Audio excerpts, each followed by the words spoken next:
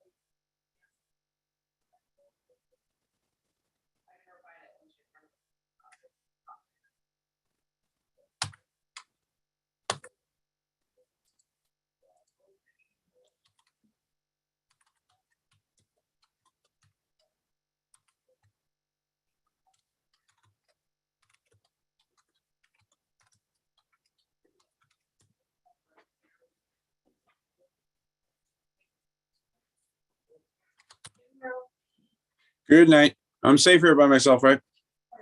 I said I'm safe here by myself, right? Yeah, you're fine. We'll lock the door. Thanks. We'll push it shut so that the vacuum in the state of the art building isn't blowing it out. Roger that.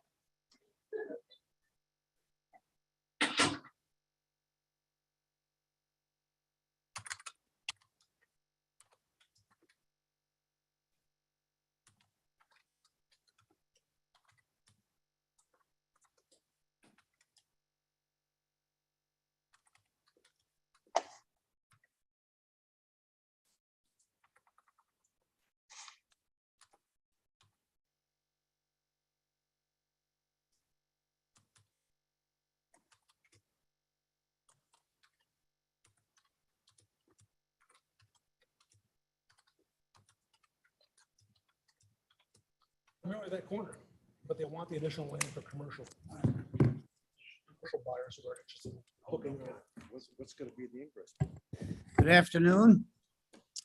It's 4 o'clock.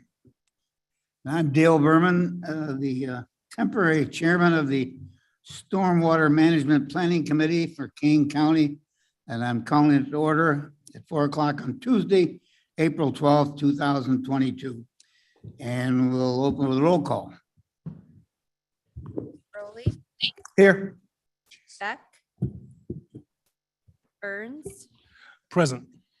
Captain, Pickett, Go. Conan, Bates, Bates, yes. Berman, Here. Berman here. Kenyon, Martin, Martin present. Sanchez, Wonicky, Fraz. Here. Very good. I think we have a quorum. So you have some opening remarks? I do. Thank you. Under the bylaws, because Mr. Fraz is a ad hoc member, he is able to vote and provide the quorum for us today. I just want to make a note of that. Welcome to all the committee members, the ones that were on previously and the new members as well. This is actually the first meeting we've had since the ordinance was approved in 2019. Obviously, we had the coronavirus that hit us and everything kind of came to a halt. And then we had a lot of changeover with municipal representatives as well as the county board. So it was last year that we were able to get a full committee again. And so this is the first meeting of the committee in quite some time. We do have a couple of housekeeping items. Basically for the meeting, the intent is to go over some of the items that have come up since 2019 and discuss whether those should be ordinance revisions or they should be just a clarification memo from our office. And we can have that discussion amongst the committee members. We can present the information that we have, and then we would recommend that the committee open it up to public comment to either add to those items or clarify the items that we have presented. I would just introduce myself, Jody Walnick. I am the Stormwater Director for Kane County.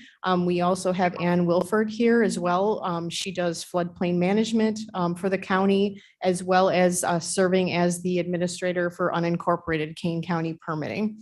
And in the audience, we have Rob Linky, who is our wetlands specialist, as well as Deanne Orlick, who does our violations, as well as subdivisions for the county. Okay, the first item of business, we have Mr. Berman here running the meeting today. He was previously appointed chair of this committee as the mayor of North Aurora. So in order to continue serving, he would need to be reappointed or another person selected to be the chairperson. I will remind everybody of the bylaws. We need to appoint a chairperson as well as a vice chairperson. The chairperson can either be a county or municipal representative, and the vice chairperson can be either a county or municipal representative, but they can't be both from the county or both from the municipalities. The other item is that they cannot be from the same planning district. And so we have Matt Broley and Ms. Bates from Planning Area 1, Mr. Berman, Ms. Beck from Planning Area 2, Mr. Martin, Mr. Burns from Planning Area 3, Mr. Kenyon, Mr. Captain from Planning Area 4, Mr. Sanchez and Mr. Pickett from 5, and Ms. Wojnicki and Mrs. Keenan from Planning Area 6. So if we're appointing somebody, those can't be paired up with the same planning area. So I would open it up to the committee, to Mr. Berman, to accept nominations for those positions. Well, I would accept nominations for chairman. I would like to nominate Matt Broley for chairman. I'm happy to second that nomination. Are there any other nominations? I'd like to know how Matt Broley feels about that. He feels excited. Honored to serve. Normally, we'd stick this on one of the members that isn't here. Right. Oh, that doesn't sound like. I much move the of an honor. nominations be Oh, closed. I must say that Matt has certainly had an interest in this part of it ever since the beginning. So I think he's certainly the most qualified and will probably do the best job. So can we vote on that? Can we have a roll call vote on the chairman of our Stormwater Management Planning Committee, Matt Ball? Broley, Yes. Beck, Yes. Burns, Yes. Captain, Pickett, Yo. Conan, Bates, Yes, Bates, yes. Berman, Berman, yes. Kenyon, Martin, Martin, yes. Sanchez, Sanchez, yes. Wojnicki, Yes. Froz. Raz, yes. Very good. Thank you. Congratulations. Man, you can handle the rest of the meeting. All right. I don't need to move, do I? Can do it from here? No, you can do it right from there. All right, perfect. And I certainly hope that that was Mayor Pickett voting no for I this. thought, yo. Yeah. It's a yo, it's a yes. Yeah. We'll see what the minutes say. They say yeah. This microphone They works say very well. yo. All right. Thank you. I appreciate it. I 100% unprepared for this, but we'll make it work. Moving on to the next item is the election of a vice chair. This time I'll open up the floor for a nomination. It has to be a member of the Kane County Board. It would be Berman, Martin, Kenyon, Sanchez, or Wojnicki. Because I'm in the wrong, we're in the same district, correct? Correct. I would, this is Drew Fries. I would nominate Barbara Nicky. This is Wojnicki. I would nominate Dale Berman. I would accept the nomination. Since Mr. Berman has accepted, I will withdraw my nomination of Ms. Wojnicki and support Mr. Berman. Thank you, Mr. Fraz. All right. Are there any other nominations? All right, I'll close the floor to that and have a roll call vote. Crowley, Yes. Beck, Yes. Burns, Yes. Captain, Pickett, Yo. Conan, Bates, Bates, yes. Berman, Berman, yes. Kenyon, Martin, Martin, yes. Sanchez, Sanchez, yes. Wojnicki, Yes. Fraz. Fries, yes. All right, and that carries. Congrats. You've officially been demoted. Thank you. Item 5 on the agenda is designation of the ex officio members. There are 3 that are listed here. Do we talk about these individually or? However you prefer, by the bylaws, one of the ex officio members is a member of the county board, typically the chairman of the transportation committee. So that would be re-accepting Drew Fraz in that position, the county board chairperson.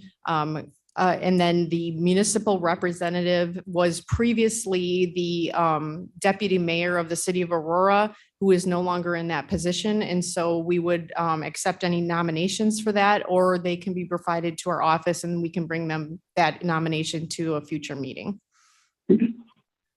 Perfect. So since the first 2 seem very easy, do we vote on these as well? If it pleases the board, I would like to take A and B, because that's really the only 2 we're going to take action on, is Drew Fraz, the chairman of the Transportation Committee, and then the county board chair as an ex officio member as well. Is there a motion? I move that. Happy to second. Moved by Berman, second by Burns. Call roll. Crowley, Yes. Beck, Yes. Burns, Yes. Captain, Pickett, Yo. Conan, Bates, Bates, yes. sorry, Berman, Berman, yes. Kenyon, Martin, Martin, yes. Sanchez, Sanchez, yes. Wojnicki, Yes. Fraz. Fries, yes. All right, that carries unanimously. The municipal representative, certainly open up the floor to anybody who knows of anybody that might be interested. The other thing we can do is, go ahead. I would nominate Mayor Burns if he's so willing. This would be somebody that isn't on the committee already. Oh, off the, okay. Mhm. Do you want to get off the? No. I know in the past it was important for the city of Aurora to be represented. Mavis Bates and I represent that district, but to have them sort of involved in the process, not sort of, but actually involved. So I would certainly like to reach out to them and anybody else who's not represented that feels like their voice needs to be heard here. One thing that we can do is discuss this or serve this up to the Metro West folks, that represents Kane County, to see if there's any interest there as well. Could I nominate Ken Schroff? It would have to be an elected official based on the bylaws. Elected official, okay, It could be an alderman. It doesn't need to be a mayor. It could also be an alderman. okay. Could I nominate Mike Terrell from Campton Hills? I'm not sure if he would like that, but I think I'd like to nominate him. So should we compile a list and Perfect. then We report can reach back. out to Metro West, Aurora, and Mike Turo. Yeah, perfect. Any others? All right. Moving on. I'm going to nominate Mike Seville, please, from Aurora, Perfect. without asking him at all. And yeah, and is his ward is in Kane County, right? Yes, he's an Aurora alderman and kind of in the middle of Aurora. Okay, perfect. Is this is one position we're talking about, correct? Correct. Okay.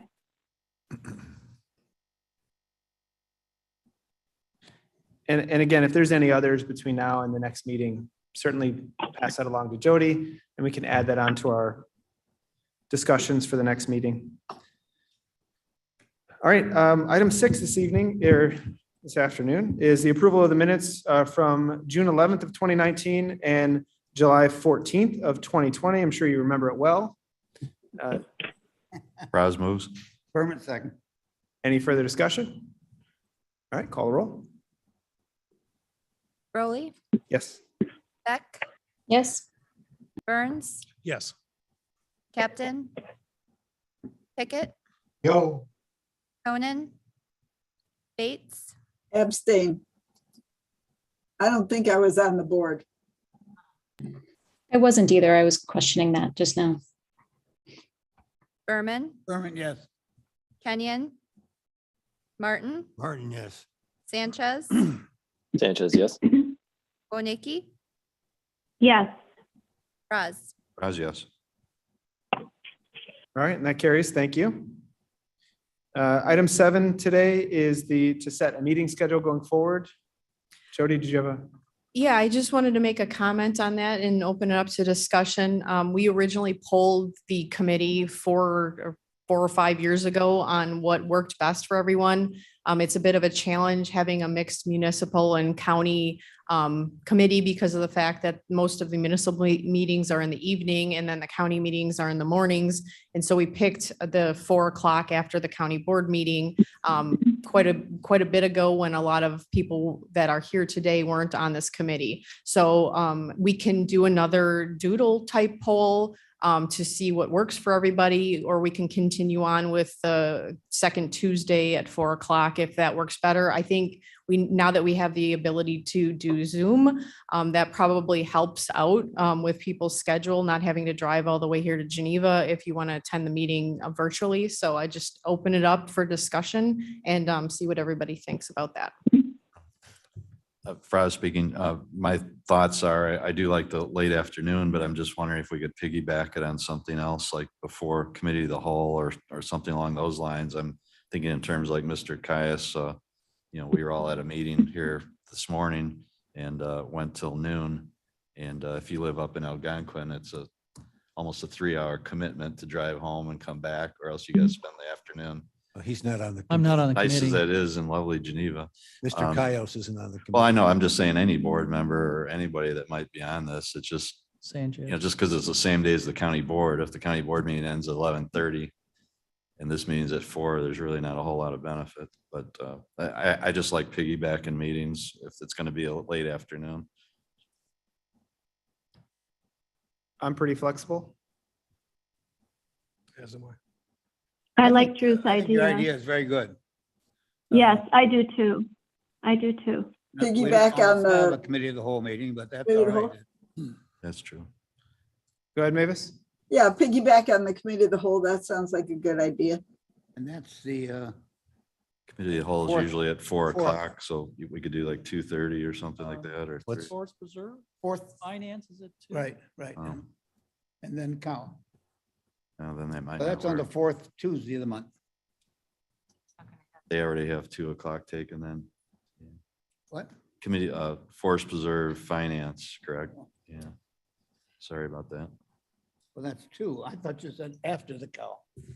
That too.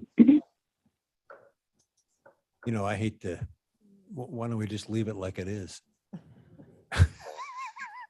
Well, I mean, Drew's point is well taken, but there's not going to be, we have a lot of unknowns here. I guess we don't meet monthly, so it's not that big of a burden. Yeah. Right. Yeah, Jody, what is the expectation going forward as far as meetings for us? We're supposed to be having these meetings quarterly, but by the FEMA requirements and the state requirements, the challenge is that even having 3 years in between our last meeting, we just have enough to cover an agenda. So just calling everybody together for a meeting that doesn't have any content, I'm not sure is in our best interest either. So our intent would be like quarterly at the worst case, but probably more annually by like, or twice a year type of meeting, unless there were to be changes to wetland regulations or something like that that we need to react to in regards to changes to the ordinance. Okay.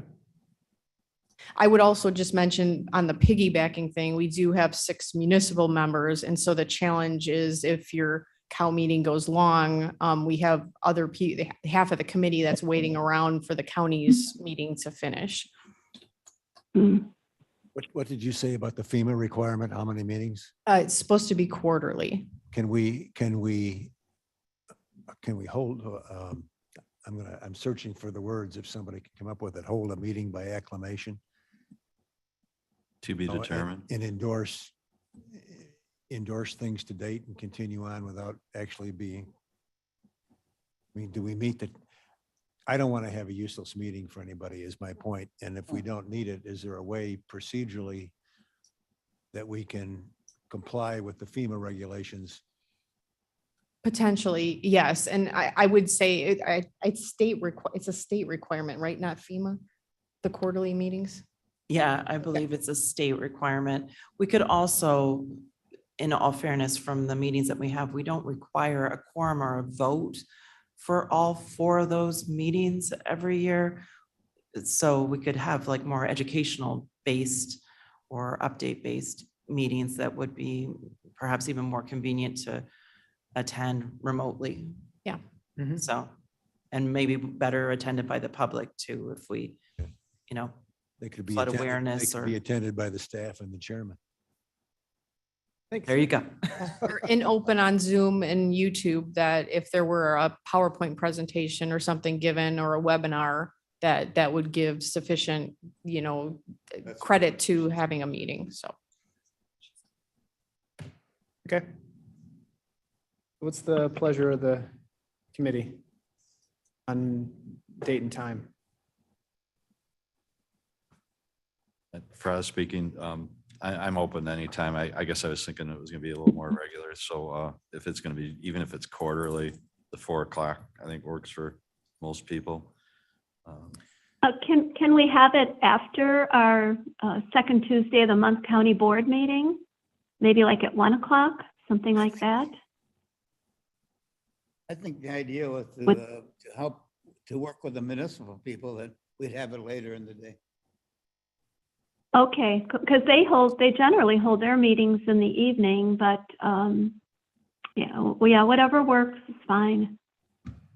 You know, I can send, based on this conversation, I can send out a couple options and see what the most votes are for, but kind of still looking in the midday afternoon type period based on this feedback. Perfect. Thank you. Yeah, it'd be important to get the opinions of the folks that couldn't make this meeting, because maybe that's why. So, all right, stay tuned for that. So we take no action on setting a meeting schedule. All right, item 8, Stormwater Director Report. Okay, I'll give Blair a minute to pull up the PowerPoint. I hope the people on YouTube can hear us super clearly, because it is amazingly loud in here when we talk. Holy cow. On Zoom, you're coming too loud and clear. Awesome. Good. All right. So we just have a few items to report. As I mentioned, it's been since the approval of the ordinance revisions in 2019. Since we've had a meeting, a lot of that had to do with COVID, as well as changes in the board composition. And so here we are today, and I appreciate everybody being here and providing your feedback to us as staff, so we can make sure that our stormwater ordinance works best for all of our communities and our residents. So after we did have the approval in 2019, we're able to do 2 of 3 training sessions for our certified communities and our qualified engineering staff. And we had, if you recall, a large change to the qualified engineer review list. That was quite an item of discussion at the Technical Advisory Committee. And we went from a list where basically anyone could get on that engineering review list to a list that's very specific for each community. So as the communities contract with their engineering staff, that engineering staff needs to be registered on that list with the county. And so we know exactly who is reviewing the stormwater permits for each community. And we don't have random people that never actually see a stormwater permit on that list. What's been really helpful on our end, revising the list in that manner, is that when we are doing training sessions and different educational items that go out to our communities, we're targeting the people that are actually doing the reviews for that community. And so we had these 2 in-person training sessions. The first one was a general overview of the 2019 changes. The second was specific to the floodplain changes in the ordinance. And the third was canceled due to COVID. However, the presentation was available online and presented to everyone by email, and any questions were directed to our office. So those 3 presentations are still on our website. Any new committee members, it's a great overview of the ordinance changes. If you're new to the committee and just want to refresh yourself on those 2019 changes, you can go through those PowerPoint presentations, and there's a lot of verbiage on those PowerPoints to kind of lead you through the different topics. The transition to the 2019 ordinance has been incredibly smooth. We believe this is due in part to COVID and the slowdown in development and the ability for everybody to ramp up to the new changes very slowly. So we did not receive any kind of overwhelming callers or questions that came through once the approval of the 2019 ordinance was effective. And we did see that most of the questions were specifically related to developments that had kind of stalled over time. And those developments had empty lots, or people were coming in with revisions to the original plans and changing their original development, and how those would be impacted by the 2019 revision. So we worked through those with each community as those questions came up. Based upon the feedback, what I will be going through next is the stormwater ordinance discussion items. One of the probably larger items that came out of the questions that we received was regarding the 5,000 square foot BMP trigger and the downstream community notification. And so I will discuss those in a little bit more detail here in the following slides. But those were certainly the bigger items that we saw out of the 2019 revisions that we had questions regarding. During the time since the ordinance was revised, our staff did complete 2 full audits of stormwater permits. One was actually, we needed to implement an external reviewer for between our staff and the community. The audit resulted in some questions that we could not come to consensus on with that community. And so for the first time, we enacted a requirement to have an external reviewer that was not involved in any Kane County permitting previously. They were aware of the ordinance, but they were not working for any communities. And so we worked through that audit with that community with the external reviewer. And that worked very well. The first audit actually resulted in the developer installing some downstream improvements. And the second audit resulted in some additional calculations that were required by the engineer and a minor modification to piping downstream of their development. Any questions on the director's report?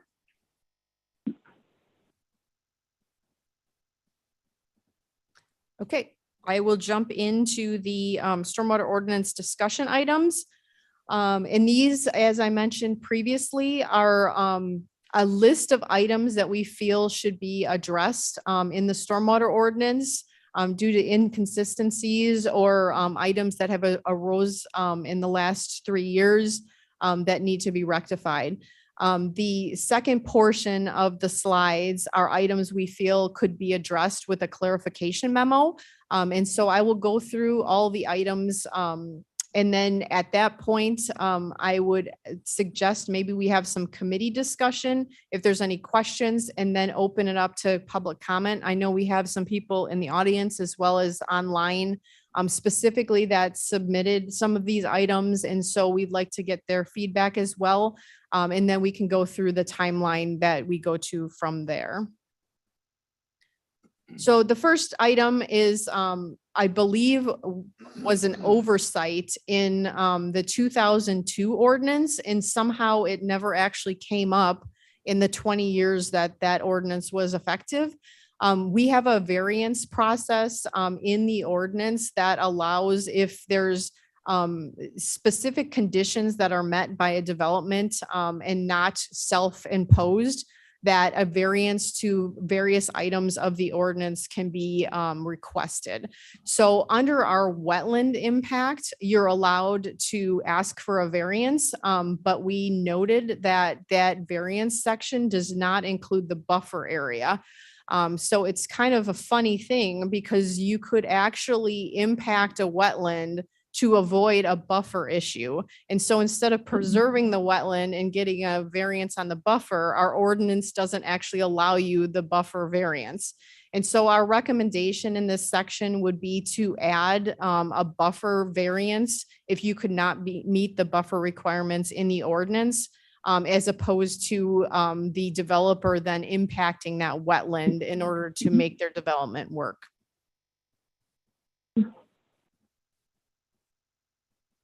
That one is pretty straightforward, I believe. The same thing with this one. We preemptively put in the definitions for Bulletin 70, knowing that the rainfall was being changed by Illinois State Water Survey as we were going through the process of updating the ordinance.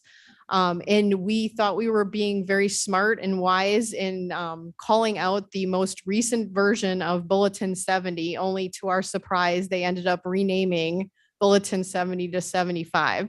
So while all of our communities recognized the greater rainfall under Bulletin 75, and technically by the definition, that is the most up-to-date version of Bulletin 70, we just need to make this change to actually recognize the name of the new bulletin being Bulletin 70 instead of 75. So again, a fairly straightforward change. I'm going to turn this one over to Ann Wilford to discuss. This one is a little bit more complicated, and we just want to give the committee a little bit of background before we proceed with this one. Thanks, Jody. So this is regarding a change to the timing for development and map changes with FEMA. So a CLOMAR is a conditional letter of map revision and is issued by FEMA. And if you'll just indulge me, I'm going to read a little bit from our 2002 ordinance, which states filling, grading, dredging, or excavating may take place upon issuance of a conditional approval from IDNR, ODNR, and the administrator, provided no encroachment increases the base flood elevation more than 1/10 of a foot. No further development activities shall take place in the existing proposed floodplain until a LOMAR is issued by FEMA. And then it goes on with some further conditions. We had originally kept this section the same in the revisions, and our tech committee really didn't have any comments on it. However, when it went for comment to IDNR and FEMA for compliance with the NFIP, the response that came back from FEMA and NFIP again, or IDNR with the NFIP review stated, if there is any increase in the BFE, the CLOMAR must be issued by FEMA before the encroachment or any activity can be allowed. Then, regardless of whether any further development is desired or will be allowed, the community must ensure a LOMAR based on as-built conditions is obtained. And so obviously we want an NFIP compliant ordinance. And so we adopted that language or language similar to that in the 2019 revision. Staff would recommend that we put this out for further comment from our engineering and technical community to see if there's an ability to further refine that language, given that we've had comments from developers that this is a time issue for their moving forward with their development. However, obviously we have to keep with our NFIP requirements. Question? Yes, sir. Yeah, I can kind of see both sides of the argument. So I think that's a good idea to run it by the engineers and the people that do these things daily. In the acronym, what's the M? MAP. Say that again. Conditional letter of map revision. MAP. Okay, I'm sorry. So, and that's issued by FEMA, and previously you just needed an IDNR approval to kind of get the earthwork moving. And the NFIP now requires that you have that CLOMAR from FEMA beforehand, so.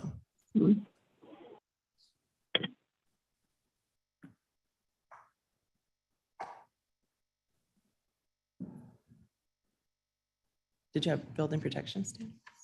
That one is. Okay. Okay. Oh.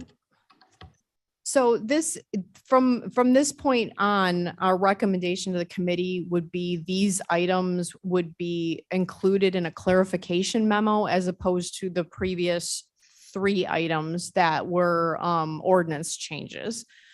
So one of the challenges that we saw with the way the ordinance was written in regards to the 5,000 square foot of impervious area that results in the best management practice, which is completely new under the 2019 ordinance, is that it never actually states that that requirement only kicks in after the 2019 ordinance effective date.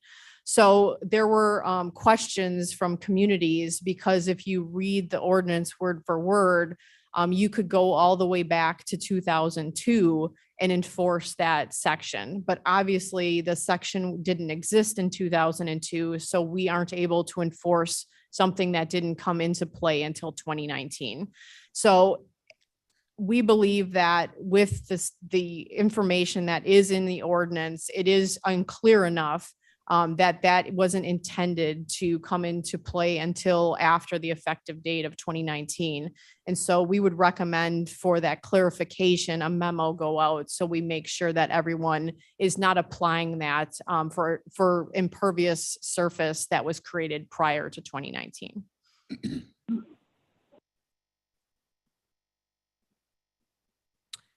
The next item we would recommend clarification on is the 15-day notification to downstream communities. And that would include unincorporated Kane County, because unincorporated Kane is a certified community, and drainage districts. The language that is included in that section is somewhat vague. It does not tell you if, for example, there's a roadway that's within your community and your development is on one side of that roadway, that even though it's going into the next community on the other side of the roadway, that you should be notifying that community. What we've experienced as our staff through the unincorporated permitting process is that we're kind of calling this the good neighbor policy, in that we've seen a lot of incredibly positive correspondence and meetings that have gone on as a result of this section. And the item was originally brought up through the Technical Advisory Committee as a means to help communities communicate with each other, especially when the water from a development is leaving their community and going into another community, or from unincorporated Kane coming into a community. a lot of times those communities aren't aware of drainage issues that might exist outside of their community boundaries.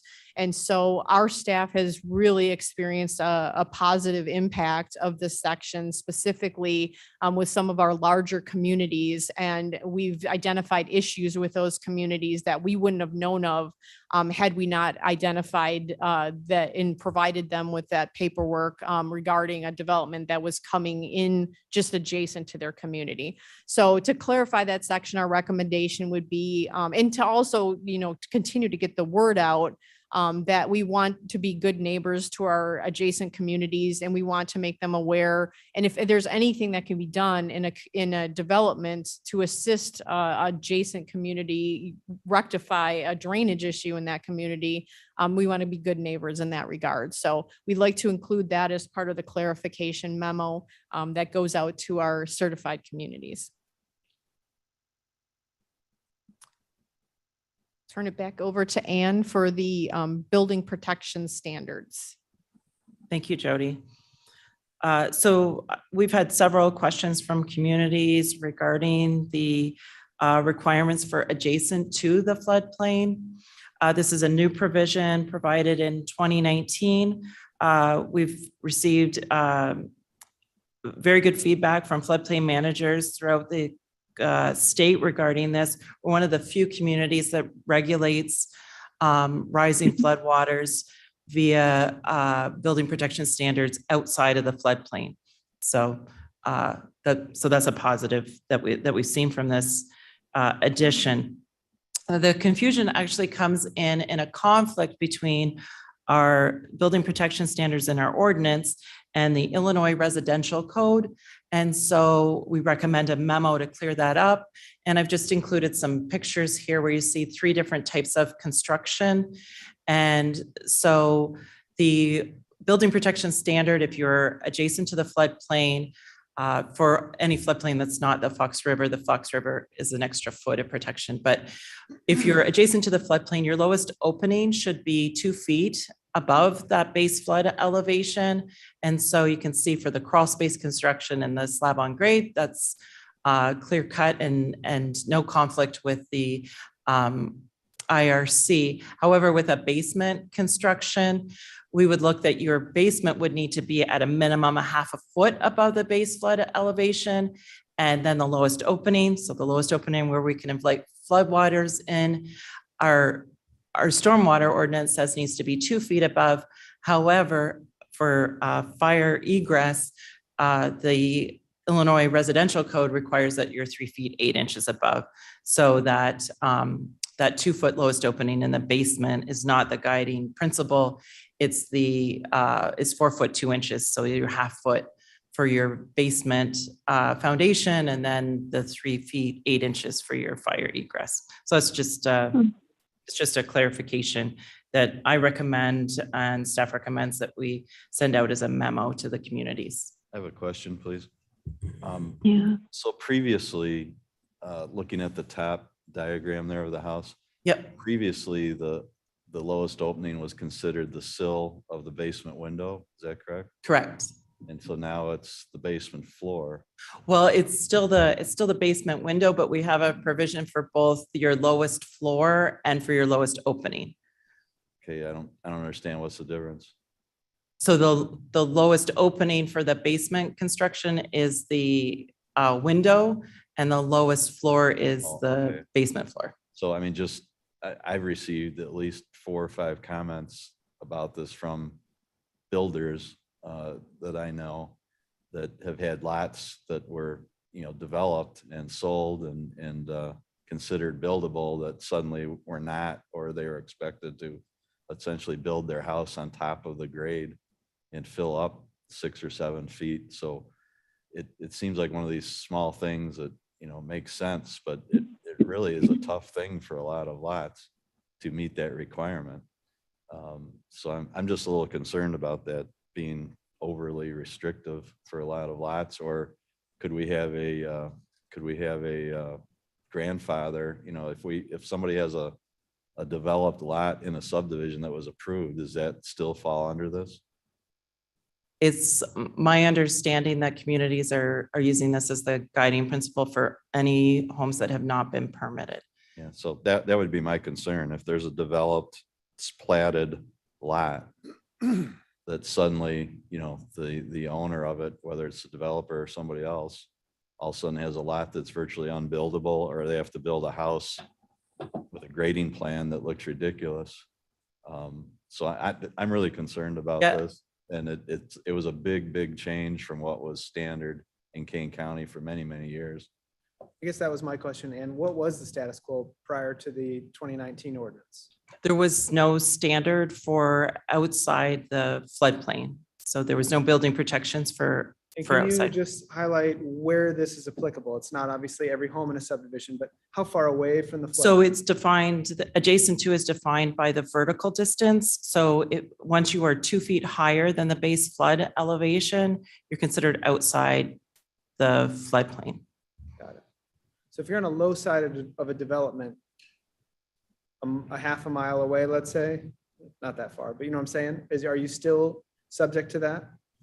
If you're less than two Yeah, the 2 vertical. feet, yes, unless your engineer can prove that you are in fact not adjacent to by the sheer volume of water that would need to carry it Got it. to that. Okay. So That's interesting. like I said, I've had calls from people that said, boy, I bought this lot, and it's not like it was a lot, in one of the 40 or 50-year-old subdivisions along the river. These were high-end subdivisions, and suddenly it's like, oh yeah, your basement floor has got to be a foot above the existing grade. And it rendered the lot almost, worthless and unbuildable. So I just wish there was a provision for something that we as a county have already permitted and platted and approved as a subdivision, that they should be grandfathered in, or at least back to the windowsill elevation. Well, and as far as the variance for a stormwater ordinance regulation, if there's a physical geography that's limiting, then that's a viable option to proceed with a variance to this. The problem is though, and I totally understand that, honestly, is if we don't hold to that BFE, your basement floor being at 6 inches above the BFE, what'll happen is your sump will run forever, right? I mean, that's one of the problems. Well, and then what we found within our department is that we also have a provision, and it's not included it's the next table, if you want to read on in the ordinance. You're also required to be 6 inches above the seasonal high water table. And we find that more often than not is actually the guiding principle versus this base flood elevation. So, and that's also indicative that you're close and you're at risk to flooding to that high water table. So that's been more of a guiding principle than this one. And that provision is at the discretion of the administrator for each certified community. And so they can make a call in light of Mr. Franz's comments, they can make a call to set that lower if there is no adjacent floodplain. So when we're talking about the 6 inches, it potentially is a groundwater call, not necessarily for all the structures that are built up higher. It potentially is a groundwater issue, not a floodplain issue. Yeah, you're right. That's right. Mhm. I could see this being something that would be easy for a developer to miss in planning your development, honestly. You wouldn't necessarily catch something like this. I guess you would have the option of not doing a basement if that was your lot, but maybe it makes sense to have the TAC take a look at this and just make sure that's clear to them. And the one other question I had is, how does this correlate to that FEMA technical guidance, the one that is it Technical 1001 or bulletin 1? something? Yeah. Yeah, how does this relate to that? Is it not related at all? Well, were you required to put your fill in according to technical bulletin 1? Yes, but then your So- basement elevation has to be, you know what I'm saying? Yeah, I do. And I'd have to pull up That's the technical. one that I've looked at. I've never looked at this. Yeah, I don't want to say without technical bulletin 1 in front of me. Okay. Yeah. But I think that's fair, given the committee's comments that we take this back for discussion as well then too. Thank you. Any other comments on this one? So, yeah, so, and this is Barbara Wonicky. Yep. So if there's a question in a municipality and an engineer spots something that is near a floodplain or a wetland, then do they come in and do we review it as well? Or is it just up to the municipality to make that decision? Yeah, certified communities make that decision for themselves, but as this is a new provision, as Right. the county, we've had phone calls about this, and I have not like had a lot of specific calls about these dimensions from outside of unincorporated. Mostly this has been in internal discussions, but what the definition of adjacent to is a lot of folks that call for clarification that we're defining it the same way. Okay. And maybe that's what also needs a memo clarification. Mm-hmm. Okay. All right, thanks. The last item we have on the list of potential clarifications is the AASHTO maximum width. If you recall, this is specific to linear projects, so it would apply to roadways or bike paths. And the challenge with linear projects is that it's very difficult within a right of way, especially a long project where you're doing a new bike path or a roadway, to do stormwater detention, because you really need a bulk of land in order to create an effective detention basin. And so the thought behind the table in the ordinance was that we'd allow some flexibility with these linear type projects to do a best management practice, which is much more easily done along a linear trail or a roadway, and not require that detention unless you were doing an excessively wide bike path or excessively wide roadway. The engineer that did the update to the ordinance suggested the AASHTO maximum width. I have put in the table here, for example, for freeways and arterials and collectors and local roads. And it's been a struggle because the AASHTO document, not everybody has a copy of that. And so what these widths are that are the maximum width before it were to trigger detention is not exceedingly clear in the ordinance. And so there's two different approaches to this. We've been asked to possibly eliminate this reference to AASHTO in the ordinance. And then the other option might just be to include the tables from AASHTO in the technical manual, so they would be available to everybody. So we kind of have two paths. I believe the AASHTO works well in the ordinance. In almost every case, you're going to be below that maximum width. And so you're only going to be required to do a best management practice. But we would suggest, if that's the direction of the committee, that we include the tables in the technical manual, which we're allowed to update over time as additional information becomes available.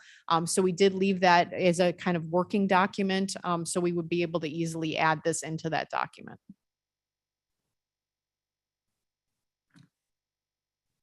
Perfect.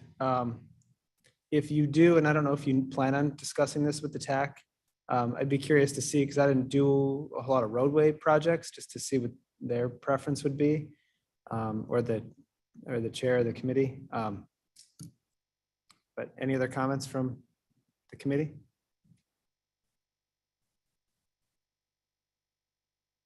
All right.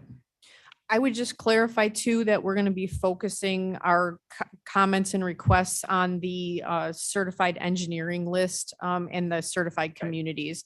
A lot of the TAC members have kind of moved on. So we don't really envision reactivating that TAC committee unless we were starting from scratch. And I don't think with these minor revisions, it's the people that are impacted reviewing these for communities that we would be going out to for those comments, just to clarify that. Okay. So then who would make a recommendation back to us? Staff?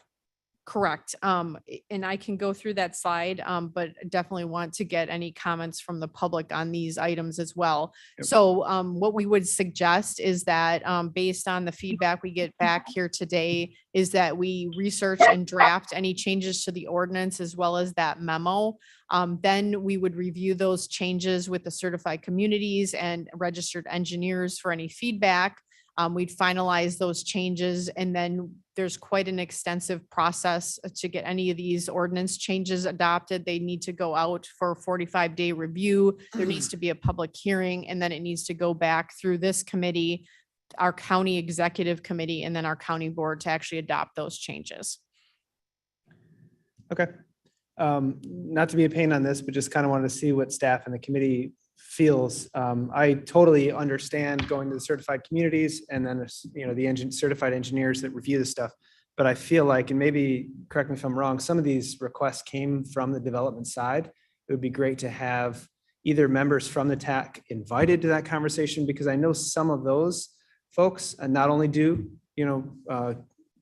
government work, but also do private side work, can at least convey that as to why they feel like a change is needed. But I don't know how you plan on setting this up, if it's a forum or emails or that, so. Any thoughts from the committee? Okay. May I ask a question? What is a TAC? What is, Technical Advisory Committee. thank you, Mhm. acronyms. For a little background, it was comprised of municipal representatives, local engineers, and then we also had representation from the development group. So we had the home builders and some of the larger developers that were also on that group. And then additionally, didn't we have a subcommittee of that was for, on the farming The side? Farm Bureau, correct. Yeah, so make sure that everybody had an input in the rewrite, basically. We have those email lists still, so it'd be very easy to include them in that this conversation. Especially if we're changing the ordinance they helped us draft. Be nice if they had a heads up. All right, is that the end of item 9? That is correct. Okay, so you can see the next steps there is to review and then come back to us in the future. I suspect it's not, like you said, not a quick process, but we'll meet when needed. Some audience comments about. Before that, any new business that anybody has to bring before the committee? That's item 10. And then hearing none, I'll move on to public comment. This is the opportunity for any member of the public to address the committee. Is there anybody that wishes to go ahead? We have one here. I don't know if we have anybody online, but if you are online, if you can raise your hand on the Zoom, we'll get you in the queue. Is that microphone?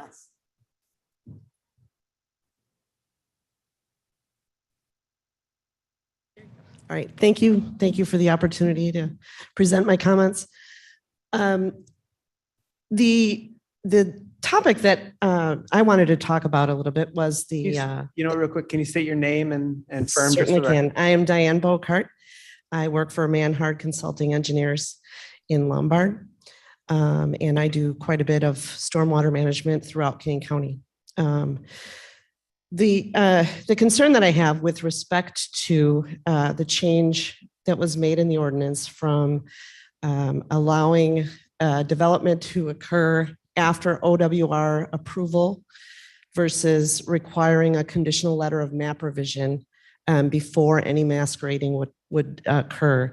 I understand that there was some FEMA and OWR requirement that we have to address. I would respectfully request that that information be sent to me so I can kind of review it, because I do believe that, especially in situations where you're going from an unnumbered A zone to a regulatory floodplain and floodway, that there should be some consideration given to that as to whether or not a CLOMAR should be required. The biggest concern here is that if OWR, it takes 3 to 5 months to get approval from OWR, and essentially all of their regulations follow FEMA regulations. So once you get approval from OWR, you've essentially proven that you're going to be permittable by FEMA. OWR also, before you go to FEMA, is required to send FEMA their, version of their approval and a public notice. So you go through a public notice period and OWR approval before you get to FEMA. So that's 3 to 6 months of review time from OWR, and then you can submit to FEMA. So which also adds on a really fast end, 3 months, but really in reality, it's 6 months, 6 to 8 months before you can get a CLOMAR. So it's quite a bit of extra time, review time that's there for something that I believe is already established that it's permittable by FEMA. So that's the one side, but the other side of the coin that I don't think really was represented in the PowerPoint presentation was with respect to what is allowed, the type of work that is allowed once you get a CLOMAR. The ordinance reads that filling, grading, dredging, or excavating may take place upon issuance of a CLOMAR issued by FEMA. So that's very specific, only filling, grading, dredging, or excavating. No further development activities shall take place in the existing or proposed floodplain until a LOMAR is issued by FEMA. And a LOMAR is a letter. Could you, hi, it's Mavis Bates. I'm sorry to interrupt. Could you explain a CLOMAR and a LOMAR? Yep, I was just getting to that. Okay. Sorry, thank you.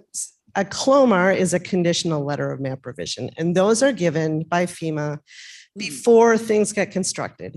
And it's originally, my understanding is it's intended more as a step to make sure everything will be permittable once it's constructed. A LOMAR is a letter of map revision, and that's what you get after everything's been constructed, when the everything out there, the land is physically representative of the map change that you want to make. So everything gets built, the engineers and surveyors go out and prepare as-built plans. We take those plans and we incorporate it into a final letter of map revision, which we then submit to FEMA for approval. Does that help? Was that clear enough on that? Thank you. Okay.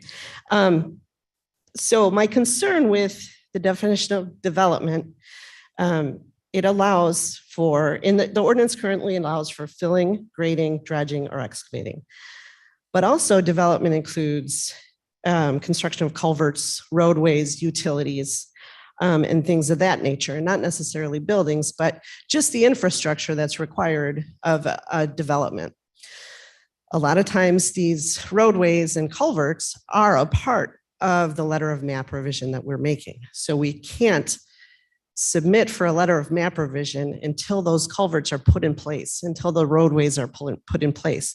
So the way the ordinance reads right now, it really doesn't allow for constructing the roadways and culverts and bridges, but we have to get as-built before we can get a LOMAR. So there's a little bit of a conflict in there, and I would just wanted to bring that to the committee's attention and hope that we can kind of clarify that a little bit. Thank you. Thanks. All right, is there anybody else in the audience that wishes to make public comment? Give you a second.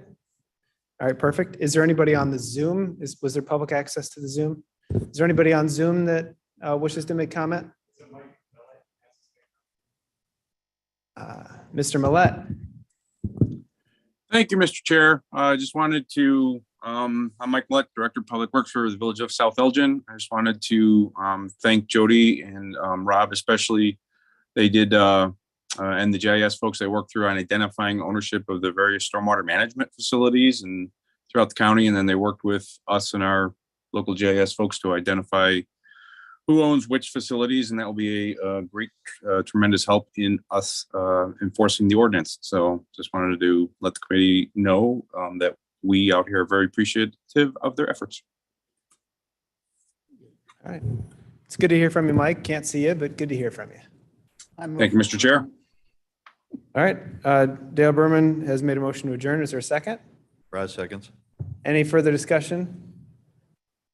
All right, call the roll. Voice. Rowley, Voice, can we do a voice? Voice. Voice vote? Can we do a voice? Mhm. All those in favor? Aye. Those Aye. opposed?